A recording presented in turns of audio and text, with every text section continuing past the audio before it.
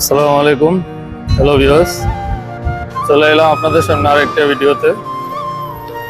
আজকে আবারও কিছু কথা শেয়ার করব। দেখুন, আমাদের জীবনে আমরা সবাই ভালোবাসার পিছনে ছুটি, সবারই ভালোবাসার অভাব। আমি কি মনে করি জানেন, যার মা আছে তার ভালোবাসার কোনো অভাব নেই। আমরা প্রেমিকার পিছনে ছুটি, কত কি করি তার মন ভাঙানোর জন্য, অথবা ভাই বোন বউ আত্মীয় স্বজন সবার পিছনেই আমরা ছুটি, সবাইকে বোঝানোর জন্য যে আমরা তাদেরকে ভালোবাসি। কিন্তু মাই হচ্ছে একমাত্র যিনি নিঃস্বার্থভাবে ভালোবাসে, এবং তিনি কখনো আমাদেরকে কোনো স্বার্থ ছাড়াই কন্টিনিউ ভালোবেসে যায়। তো এখন যার মা আছে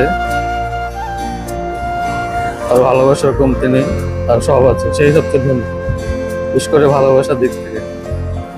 যদি আমার সাথে একমত হন তাহলে কমেন্টে অবশ্যই জানাবেন।